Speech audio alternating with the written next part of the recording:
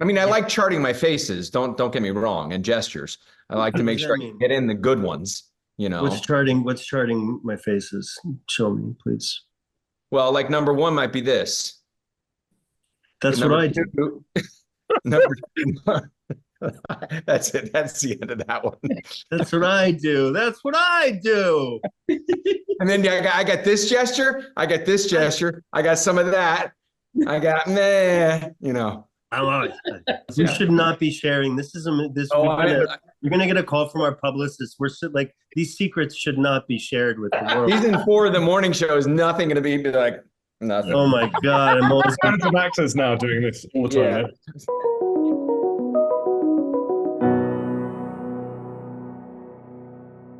Gentlemen, congratulations on your amazing seasons, your amazing successes, and thank you for being here for this conversation. This is going to be a great one. Yeah. All Thanks for right. having us.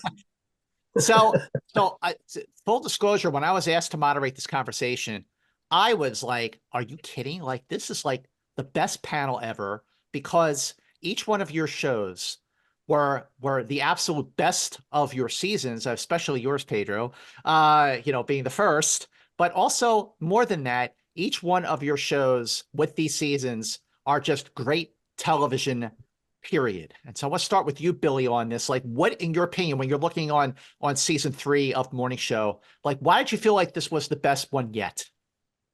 I didn't, because I felt like there was too much of me. I was looking for a lot less Corey, frankly. But I didn't.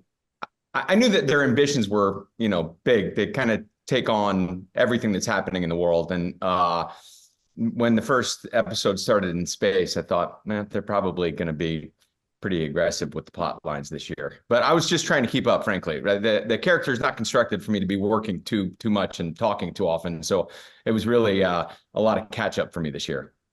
Well, especially in Succession. I mean, the Emmy spoke loud and clear. And Matthew and Kieran, congratulations on this this amazing season, final season, and your particular Emmy wins in general. But Matthew, like going into this 4th and final season, like when you approach each season of Succession, what was it about? What informed your approach to going into season 4 that was different from the way you did the first 3? I don't think it was different particularly. I tend to go episode by episode, and we get the episodes pretty late in the day, like sometimes the day before we start shooting. And so, which I quite like, because you never really know where you're going, and you can't, Jesse asked us at the beginning whether we'd like to know the shape of the season. And some people sort of decide they want to know everything right away. And I held out till about episode 5, I think.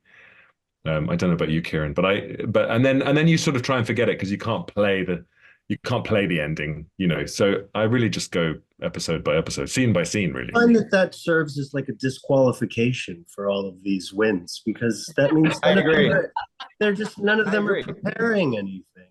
Yeah, no, you're meant to track the whole thing. What about the fucking arc? It doesn't sound like any homework or anything. Oh, no. What about being in the moment, Yeah, just being in the moment and being like stressed out. That's not acting. Yeah, man. This is all under protest now. Sides in the makeup bus in the morning. Oh, and then they... Kinda. I mean, but I that was my panic at the beginning of this show, was that thing, and feeling like I know where it goes, and completely giving into it. Like, I think when we got picked up, we got episodes 2 and 3, and I went, okay, I understand that, but where the fuck is this going? And then everything being last minute, and it was like I have to survive this, so I'm going to pretend I love this process. Gave myself over to that, and now it's the only way I want to work. It was like, wow. Matthew, I didn't want to know. And they say, why do you think your character does it? I said, I don't know. No, it's not my business. I don't know. I know as much as my character knows, and that's it. I don't want to know anymore.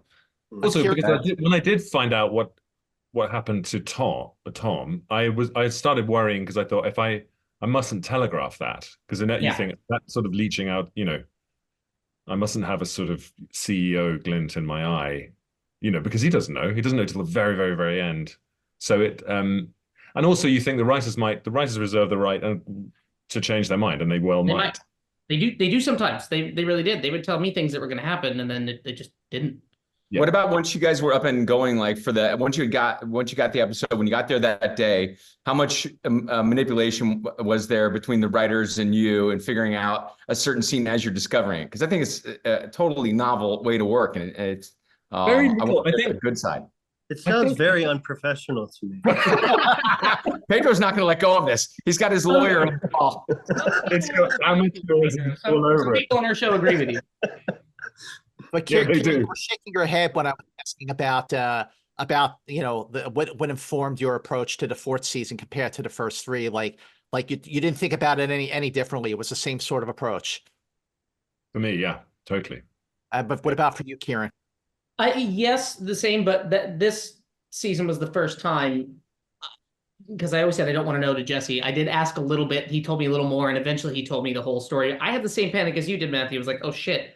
Now that I know where it's going, I hope I don't telegraph it or I have that in my head.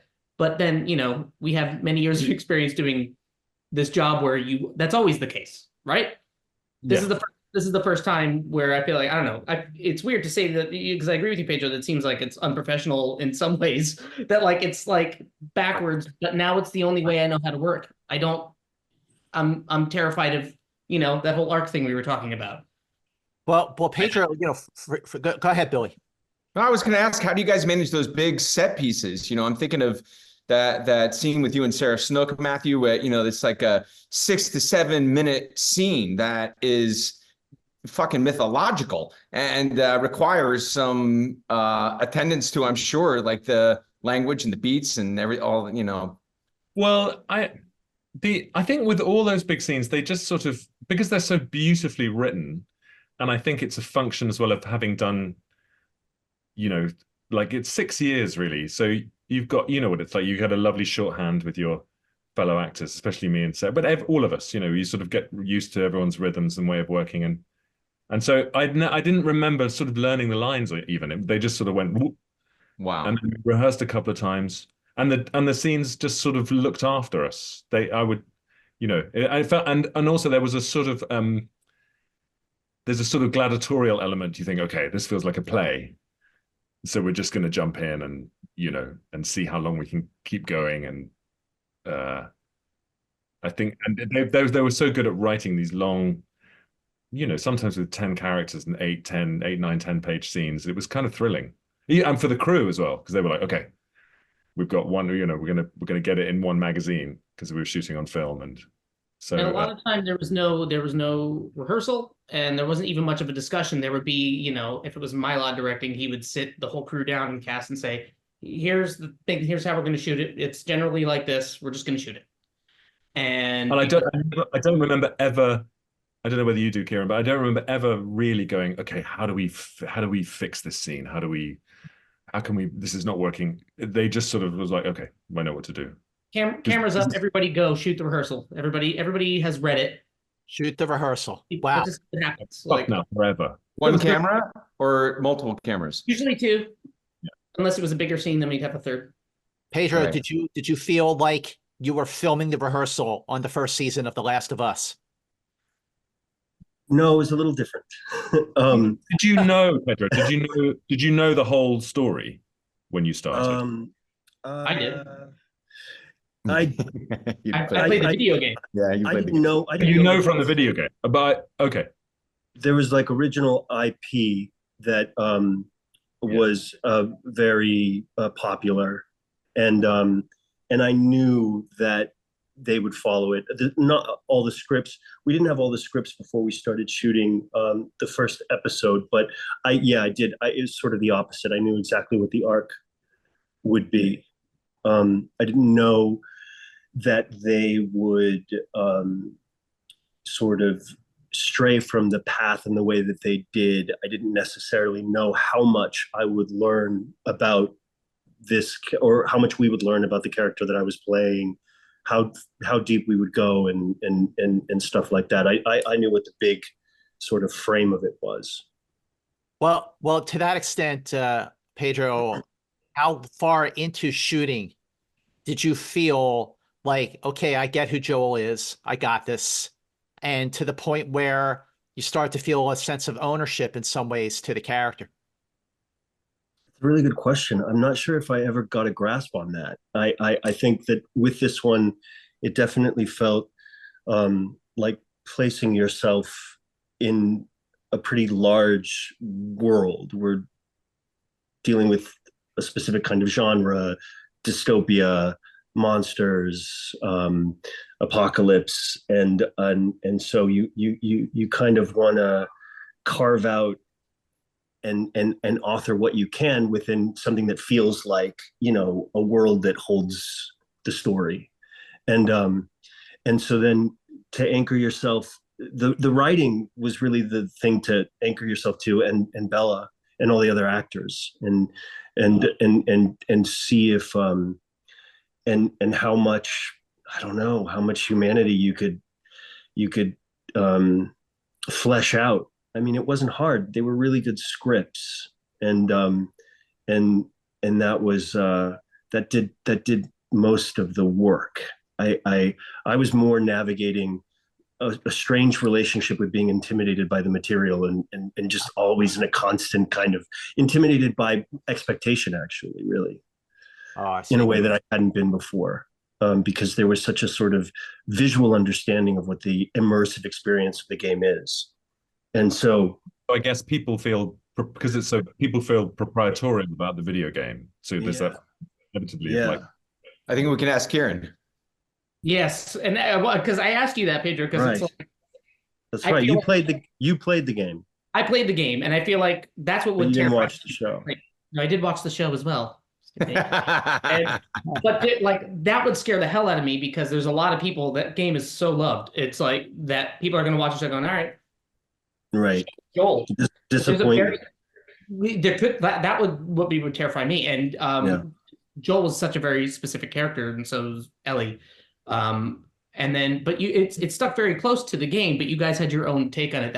Now it took half an episode for me to go, oh, that's who Joel and Ellie are now. Bingo. Agreed completely. You know, I gotta say, Billy, you know, each season of Morning Show has given Corey such a dynamic arc, such a different arc for each season. You know, the first season, Corey was just, you know, so confident. Second season, I felt like he was more vulnerable after he professed his love for Bradley, you know, Reese Witherspoon's character. And then the third season, I just felt like it was the best. I felt like, you know, as a viewer and a fan, the best one yet. So what's it, you know, especially with the way TV is these days, where, you know, like each season is an arc versus just one particular episode at a time. So what was the biggest challenge, the unique challenge for you for season 3, playing Corey, to do a completely new arc compared to the first two? I think what Matthew and Kieran said before about learning something about this new process, I'd never been a part of anything, you know, that the character was developing while I was playing it. The stuff that I've done before, whether it's a film or a theater, you have an idea, you all kind of collaborate on it, and then you try to execute, and you hope for some ingenuity that arrives in the moment. This, where I was, because the character was so opaque in a lot of ways, you know, like he necessarily needed to be keep things close to the vest to micromanage the situation. I had to come up with the writer, the first season, Carrie Aaron, with all sorts of things that were going on in his head that were never going to see the light of day.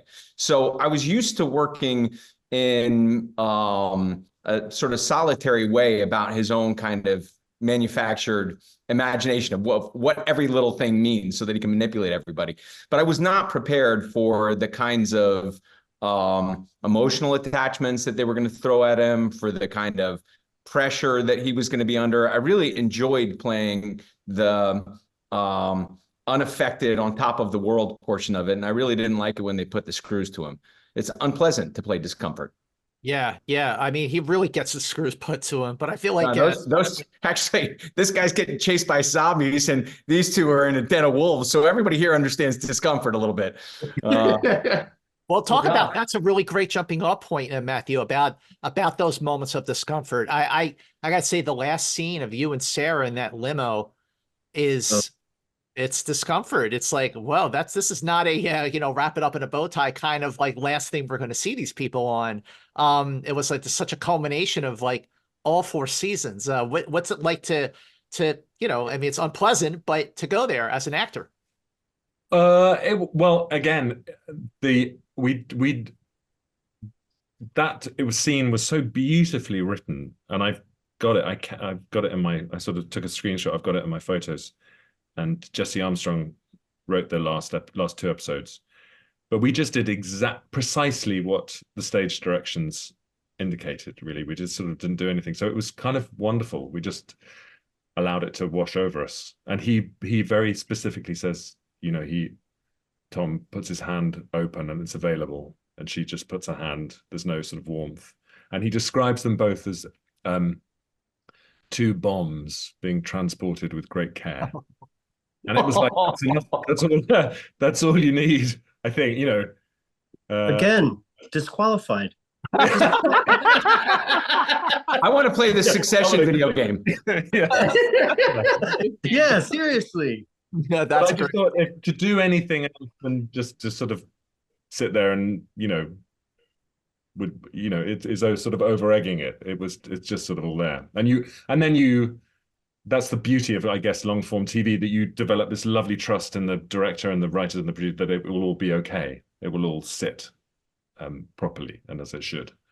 So all right, so the thing I was thinking about with all these shows, all 3 of these shows, is it's a question that I'm surprised does not get asked to you guys more often when you do these kinds of conversations. But I think it's very essential, especially for this audience, because we are actors watching actors here, is Kieran, how do you remember your lines? Isn't that the silliest question, though? No, it's not. Everybody's different.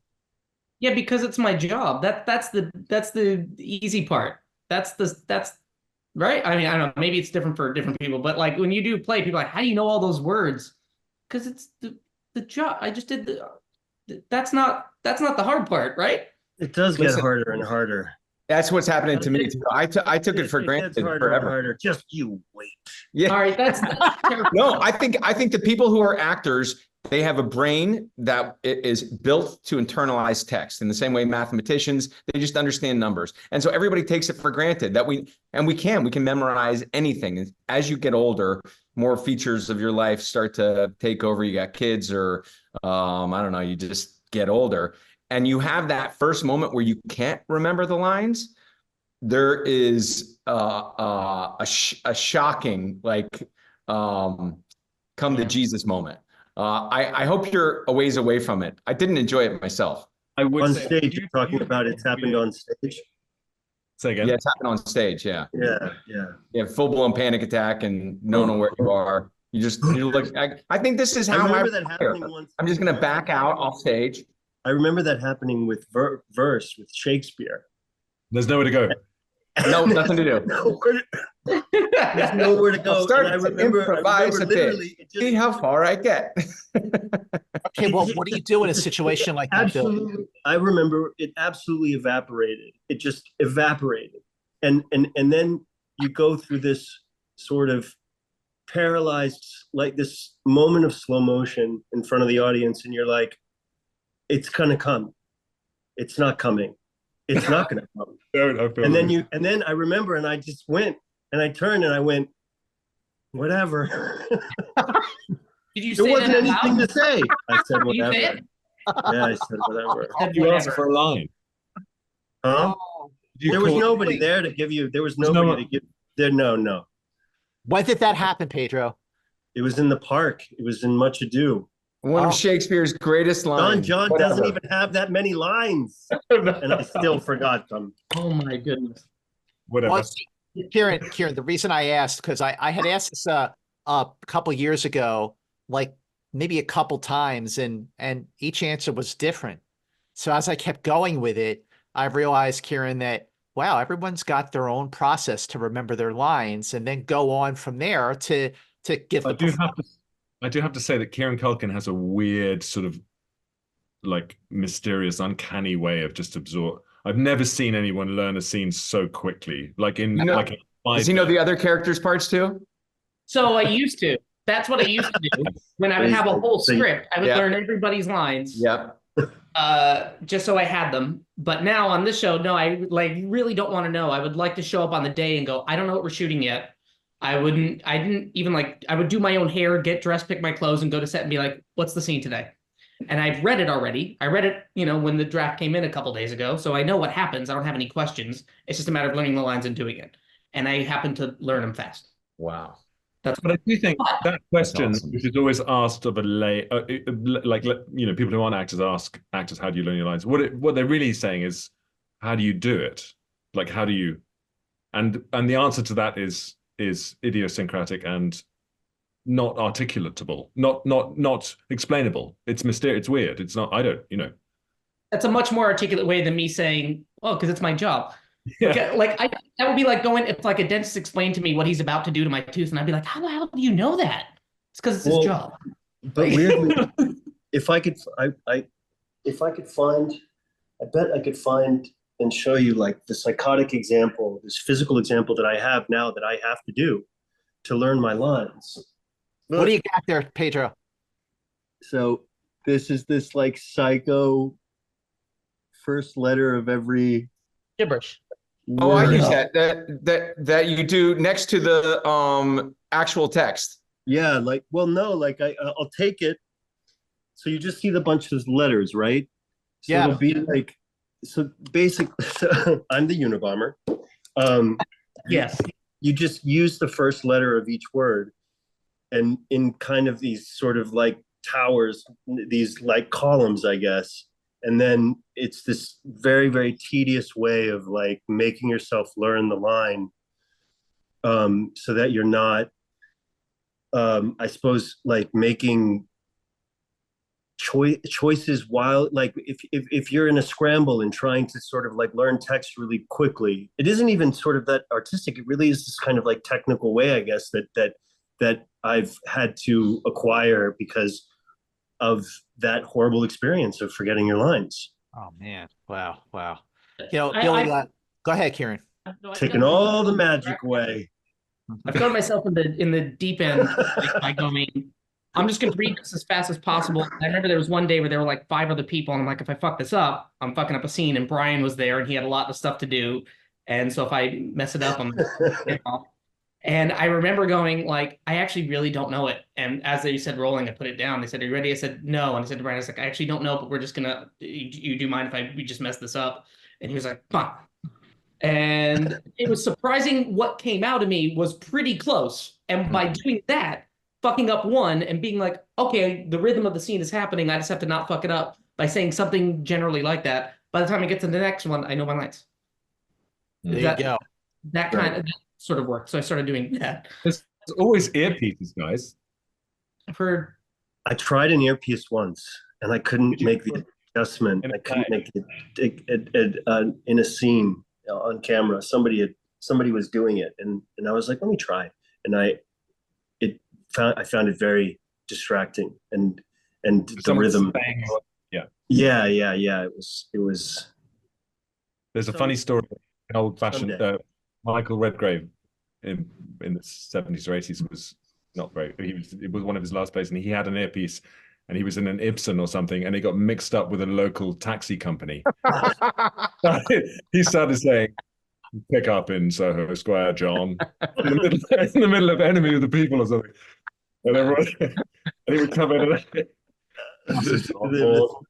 Gary. Billy, when I was doing a conversation with the rest of your cast from Morning Show, a SAG conversation here in LA, and I brought up the same question, and everyone on the panel is like 6 people all had different answers, and I think it was Jennifer who actually said, watching Billy go off into the part of the set and try to remember his lines, like she was like, that was like an amazing thing to see.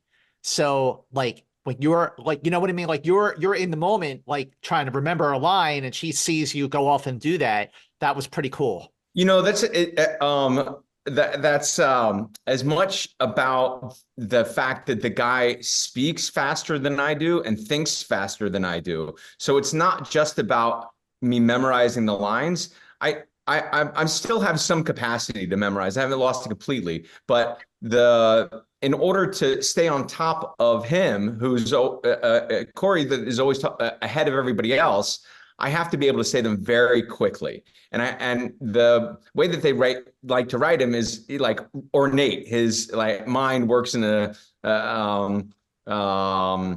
not direct way. And so in order to do that, the reason I go to the corner is because if I'm distracted at all, I won't be able to maintain the pace to do it right. And Mimi likes to do these long oneers where, you know, invariably Mark Duplass has to walk through the entire office. He's got, 4 minutes of like ordering people around. He does it perfectly. They get to me and I've got to say, like this paragraph about pandas or something. And immediately I blow it, look in the camera. I'm sorry, we have to go back to one. I don't know where I am.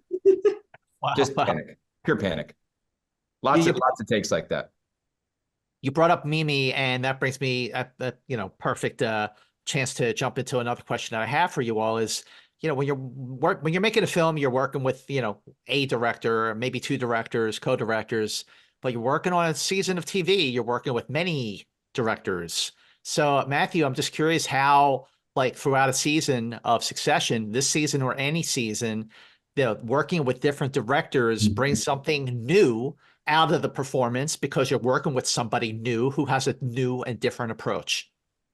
Yeah, it's lovely. I mean, I look forward to working with somebody new and new, and especially if you've been doing it for a while, you're looking forward to get a new note or a new idea about the characters. Great. But we had really lovely directors. We had wonderful. Yeah, it was lovely. But Mark Mylod was our lead director, and then we had, I don't know, maybe like 6 or 8 throughout the season who would come back, and but it was lovely. It'd be nice to hear like some new input. Yeah, from somebody. It felt like the show was going to happen, and as long as and there's a house style, isn't there, to the show? So I don't know. I'm not a director, so I don't know what it's like to come in and you can't say, all right, I'm going to shake it up and do something different and shoot it in a different way. So that and the writers and the producers are always there over your shoulder a little bit, but I think they had a nice time, didn't they? And my understanding of it too, I mean, that's more for the directors, would be like, actually on our show, because a lot of times it's, no, this is the show, you got to do it. The showrunner's kind of running the director, but there was a lot of like input that they wanted from the directors, and I think, and to me, it was more like, do they know how to talk to actors or not? And we got pretty lucky. I think we had a lot of really good directors on our show. How about for you, Pedro, especially because this was a first season of the series? I think that was probably the most unique part of the experience. Was figuring out a new language each time somebody came in, because it wasn't necessarily a language that we had already come up with. We were all sort of like starting over and then over and then over. We were in Alberta, Canada, which feels it's not so far away, and it's really beautiful, but it's very easy to kind of feel disconnected from home and believe that the world that you're in.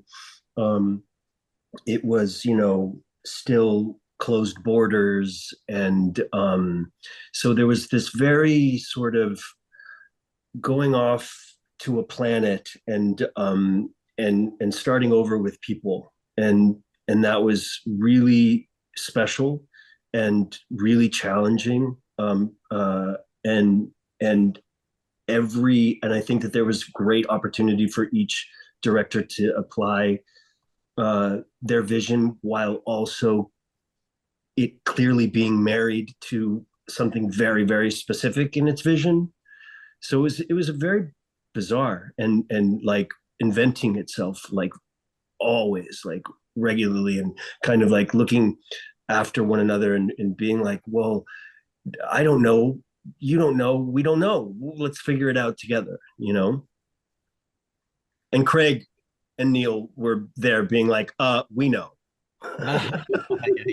Yeah. So can you all shut up and listen to us? Well, the cast of your shows, I mean, are just, I mean, insane. I mean, it's just, everyone is at the top of their game.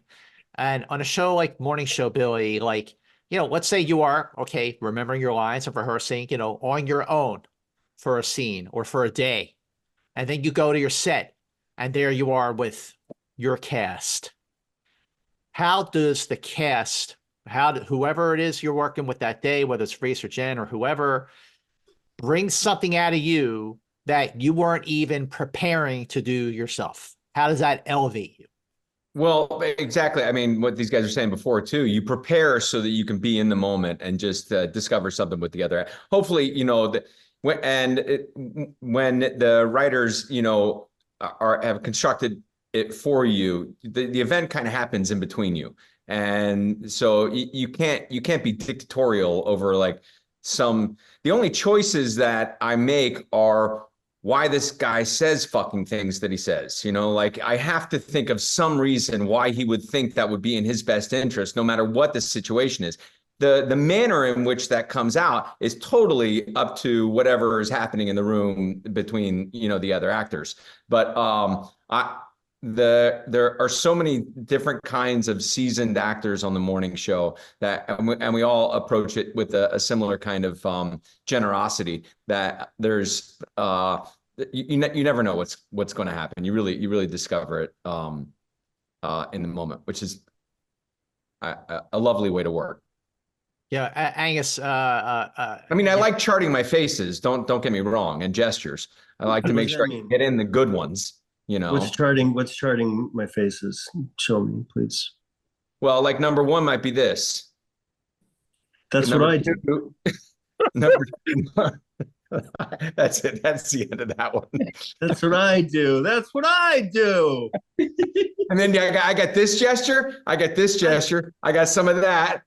I got I always like. But also, Billy. Just touch your lips. This is for everybody. Yeah. This is for everybody watching and everybody on the panel. Just touch your lips. That's it. See, Matthew, that was. I believe you. I believe you. I got this note once from Neil Lonergan. I'm going to out him because I was telling him. I said I got this one line. It wasn't even something he was working on. I said there's the scene where I have this one line and I just don't know how to make it natural. There's just nothing I can do. He goes, "There's something on your shirt." I was like, "What?" He goes, No. Just pretend there's something on your shirt.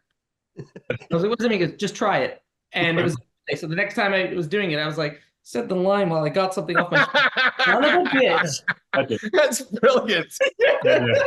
That's brilliant. Yeah. It made me figure out what the line was. We should not be sharing. This is you're gonna get a call from our publicist.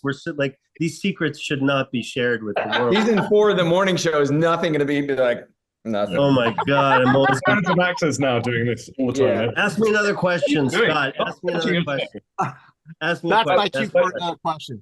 So Billy put it perfectly in that it's when you've got a lovely cast, they sort of, you prepare and to whatever extent, but actually in the moment in the scene, they sort of tell you what to do in a funny way. If I walk into a scene and Kieran's there, as Tom, it will sort of dictate how I operate in the predicament of the scene. And it's the same with any, So it's lovely. It's lovely that because you don't have to sort of bring anything. You just pay attention to the people you're with, and then you play. Yeah. But what happens when you're doing a series for like 3 or 4 seasons?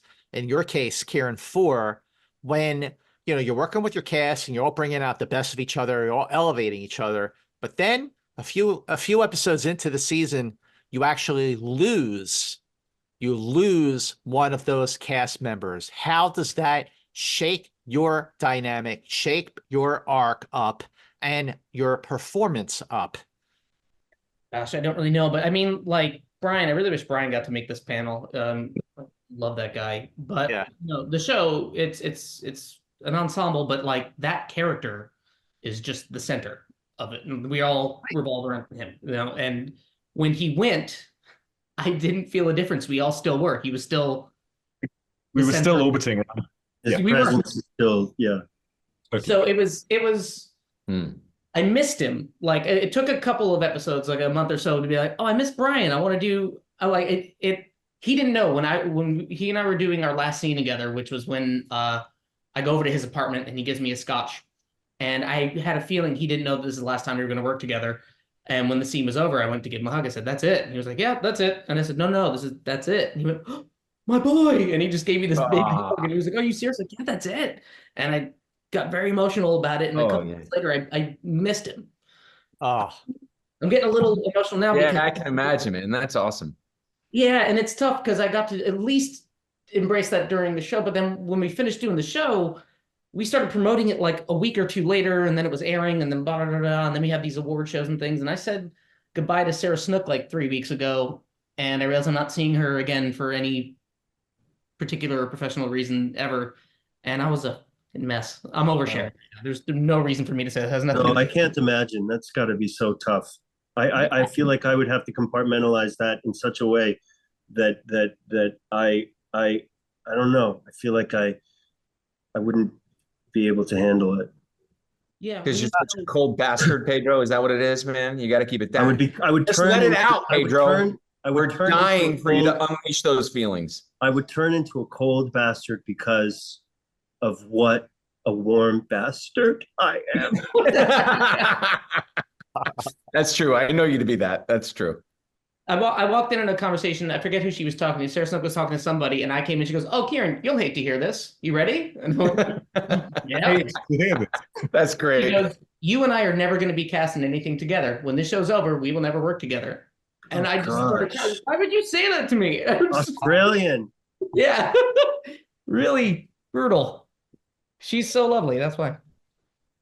you would, but saying goodbye to, your, not just your cast members, but saying goodbye to Tom, like every season you're gearing up, you're getting in, you're preparing, you're living with the character for the filming of a season. And then maybe you got some time off, you're doing other things, you come back to it. But now, see, it's your last day of filming and that's it for Tom. And like, what's it like to let go of a character? How do you let go of the character, decompress after playing a character for a whole season? For me, that's fine. That's easy. That's normal.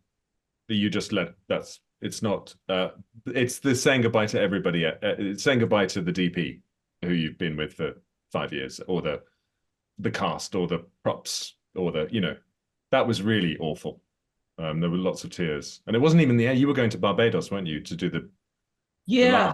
Yeah, we still have to do more. It was like 30 of us that rapped at the same time, and it was awful. It was awful. That was the thing. So in a funny way, you can't play the same character forever. And so it felt like a good time to leave Wormscans, Sure. So I never feel too sentimental about that.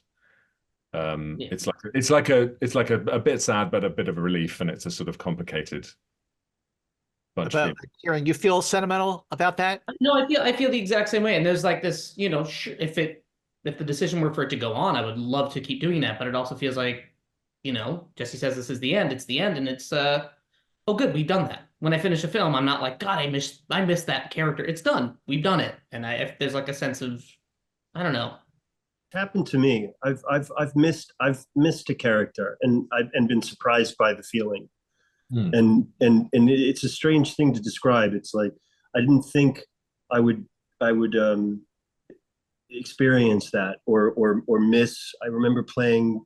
I don't know whether you don't feel that way about all the characters that you play, but some of them you do miss, and you mourn them, like not being a part of your practical day anymore.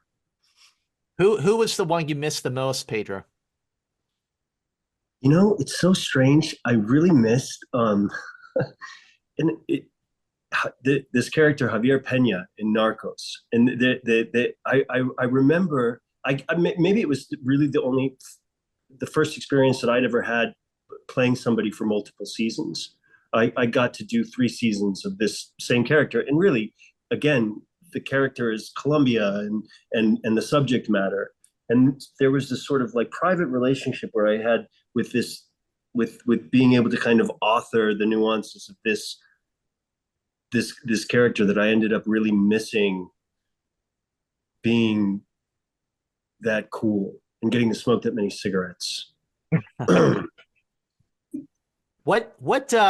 Okay, Billy, I want to start with you on this question. Like, at what point you're all you're all nominated here SAG Award for lead actor in a drama series. And these are all just amazing lead performances, just in television by any measure. But at what point in your career, and this is going to go for all you guys, at what point did you feel that you were moving forward from supporting characters to lead characters, whether it was film or TV? But like, what was the moment that you started to feel your career progress from like getting the supporting roles to getting the lead roles? Well, I mean, actually, what Pedro just said, it made me think of this one character, because usually I like Kieran and Matthew, you let the character go. It's a natural evolution. You're going to move on to something else after that. But there was one character, my friend Barb Freundlich made a movie called Trust the Man, and it was a comedy, and the guy that I played was so dumb and was so happy with the way anything went. Like, no, I didn't ever want to stop playing this guy. Most of the time, I'm worried that I'm going to fuck it up. I'm haunted by the idea that I'm going to undermine somebody's expectations for me, or the person is so tortured that, getting through it, you can't wait to get for it to be over and not suffering anymore. And actually, when I started my career, I got a lot of lead roles. And then there was a period of time where there was this sort of demotion, and I wasn't up for any of the lead roles anymore. And so I'd say, well, how about this guy? You got any room for this? And so I think if you've been in the business long enough, you've seen your presence or your capacity to execute at a certain level kind of ebb and flow. And to be with these guys in this category, whatever the role was, that is definitely a flow moment. I'm happy to be in the mix with these guys, and it's very satisfying, if you've been doing it for a while, because I look up to them. Their performances are expert across the board, what they're doing, and this season stuff, all of them. It's really cool for me. How about you, Matthew? Like, when did you start to feel that shift in your career? To be really honest, I didn't. I sort of agree with Billy in the sense that if you're doing it for long enough, your career is doing, you play leads in the theater, and then you have smaller parts in TV, and then maybe leads in TV, and you go up and down, and so now I don't think of the distinction really. You might, I just think about the characters and who I'm working with, and yeah. How about you, Kieran? It's an odd little distinction. I don't really see the point. It's just the character in the thing. It's not. There you go. Yeah. Look, Pedro, watching, Mandalorian at the same time that I'm at South by Southwest watching The Unbearable Weight of Massive Talent. There's lead performances, and then there's a supporting performance. I mean, do you differentiate between the two, or is like a performance is a performance?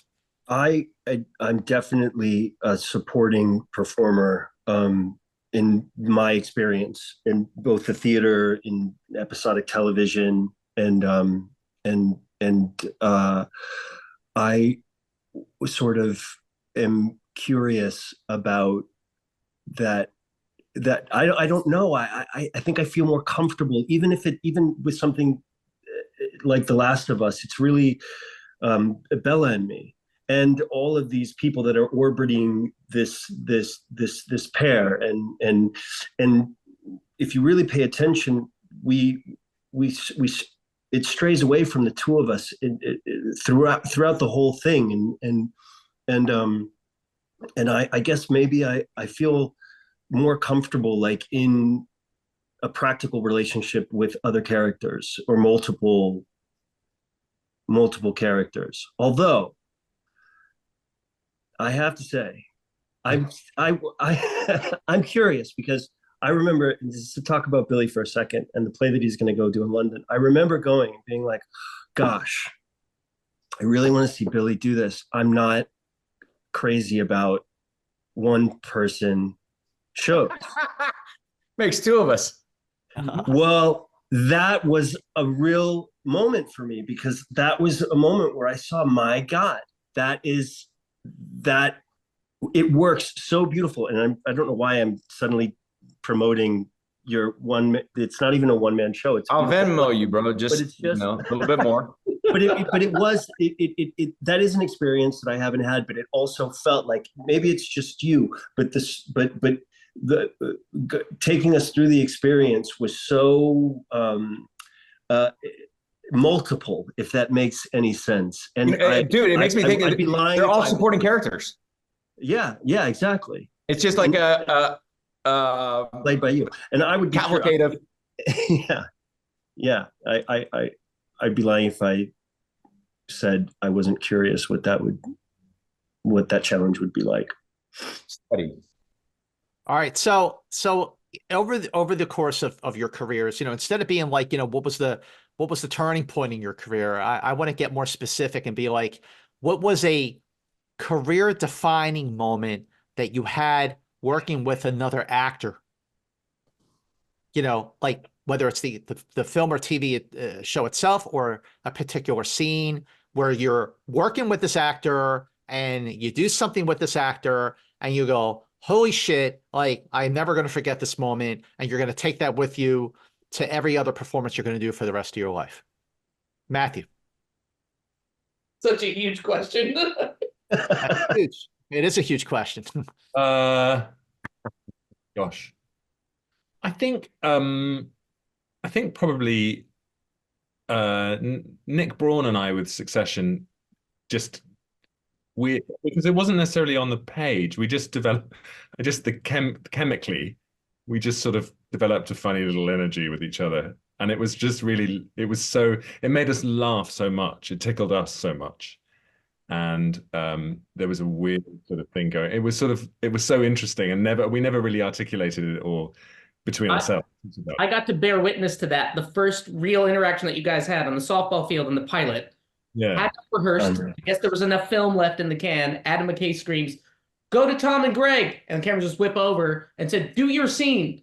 And you guys, and it's in the pilot. It's that one shot. I swear to God, what you see in that pilot is that first take. Is that the "I'm fucking with you"? No, I'm serious. Yeah. Give me a kiss. I'm fucking with you. Disqualified. Disqualified. Disqualified. I agree. Too fucking good.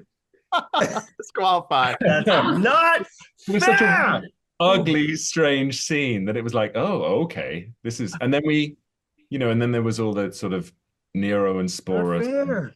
Billy, it's not fair. It's not fair, man. It's not I watched that from across the field. I started getting closer to be like, is this really happening? These guys did. Oh, it's just absolutely magnificent. It's gorgeous. Yeah. I honestly, Matthew, I'd love to. No, put the wine back in the bottle. Put it back in the bottle. Yeah, that's good. That was. Hey, man, to break your legs, and I won't get caught. Yeah. Yes. What about you, Kieran? Career defining moment with another actor. It could have been on Succession. It could have been on something else. Yeah, I mean, you asked such a specific question about one moment that you had that you took with you forever, and I don't know, any moment. No, I mean, feeling like being on stage. I've never gone up necessarily on my lines, not really, but I've messed up on stage. I forgot to bring a prop on, and I had the same sort of moment where, this is our youth. I come on, I'm supposed to bring the pot, and we have a whole 5-page discussion about the pot, and it comes up later. I just didn't have the pot. I just didn't have it. And I remember thinking, I'm going to turn to the audience and go, "I'm really sorry, but we're going to have to start the play over." That was what I thought I was going to have to do. And the other actor, which was Colin Hanks, this is in London, he just looks at me, and this long pause, and I'm checking all my pockets, and I just looked at him and I went like this. I was 20. I was just scared. And he goes, "You don't have it, do you?" And I was like, "No." He goes, "So typical of you, dude." And he pulled a stash of pot that he had requested because he knew that would happen.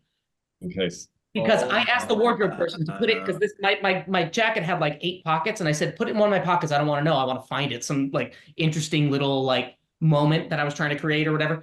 And he knew. He's like, that's a bad idea. You should put it in a specific pocket." Dude, I know what I'm doing. And he knew that I didn't, so he hid some. And then he starts doing dialogue about the pot, but he has to, in real time, rewrite it throughout the rest of the show because it isn't mine, it's his. Oh my God. It's giving me a stomach ache. I know. But he had my back. And I remember I came backstage and I was like, "Thank you so much. You saved me." He goes, "Don't ever fucking do that again." What about you, Pedro? What your life? Not one single, but a moment with another actor where like, oh, that's great. I'm going to remember that moving forward.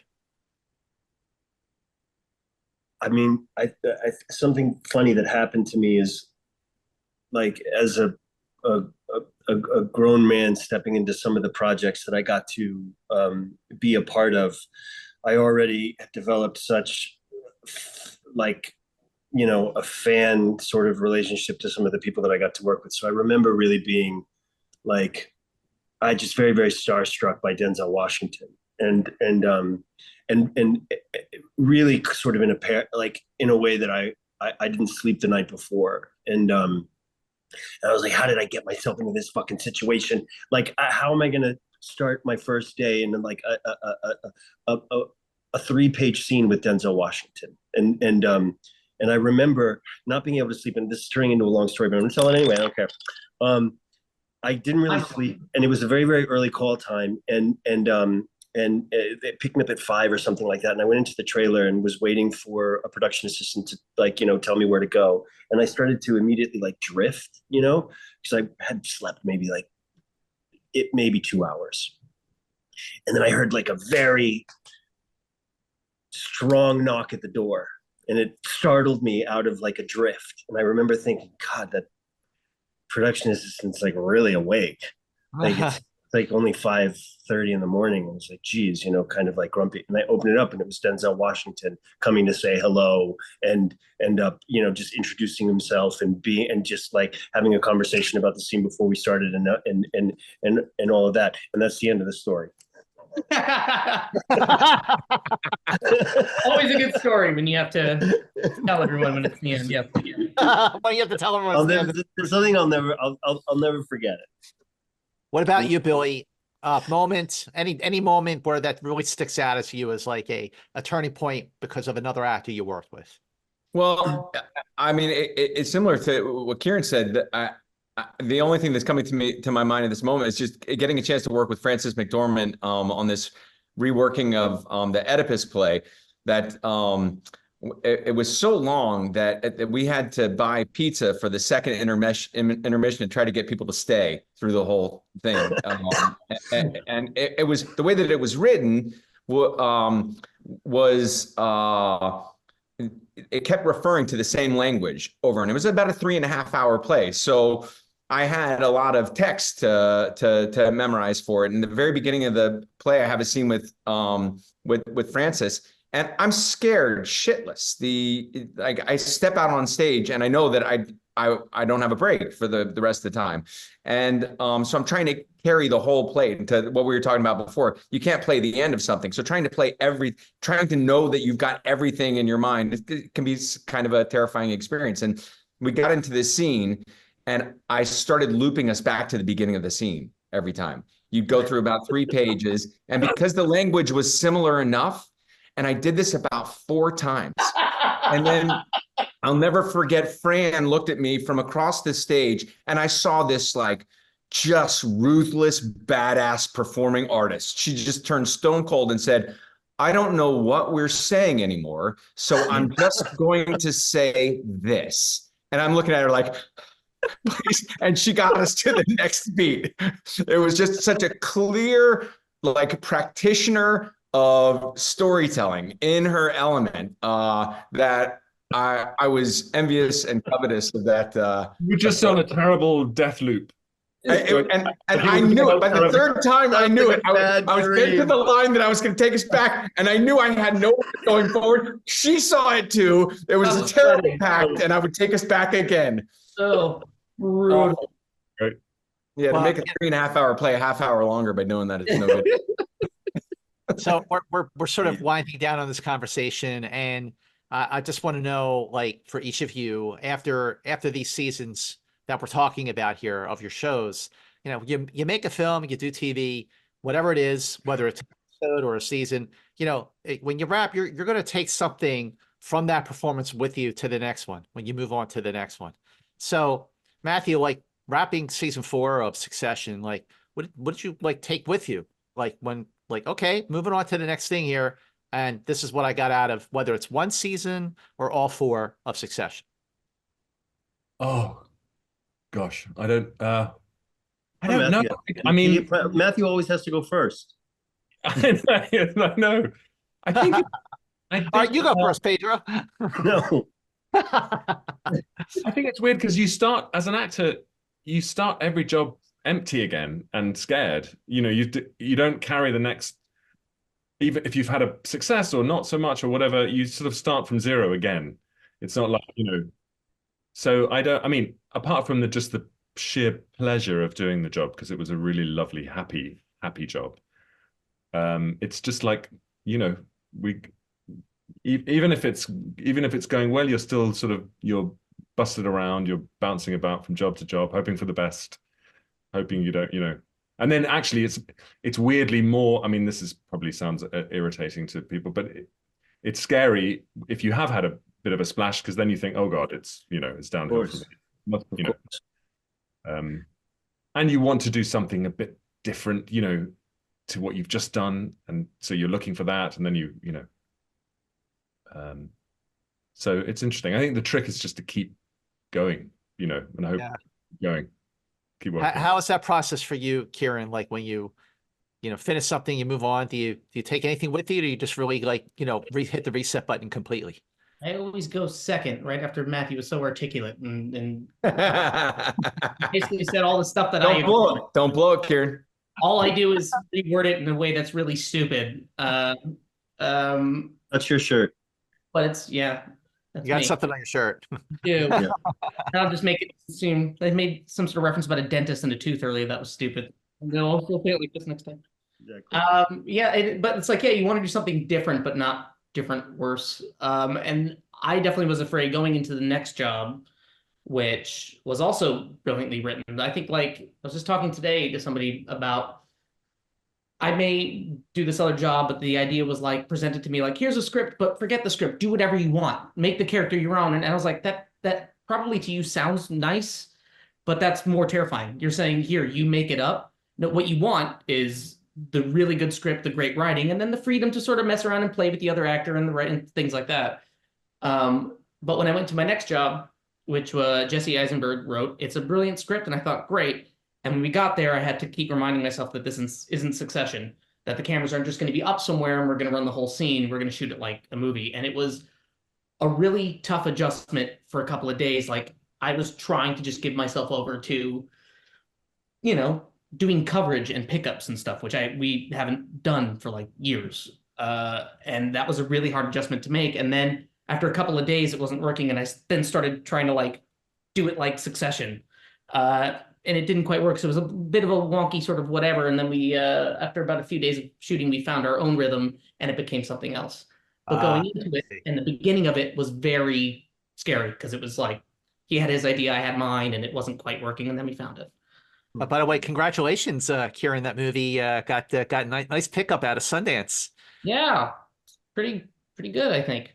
Yes. Wait, can I give one really quick, real answer to the other question? I mean, I told that story about Colin Hanks, which is great, but like on our show, Sarah Snook, there would always be like this thing. If I dropped the ball, she would sort of pick it up, and there would be times where I would go in that day and go like, I don't want to say these lines. Could you say them? She's like, sure. Do you want mine? I go, yeah.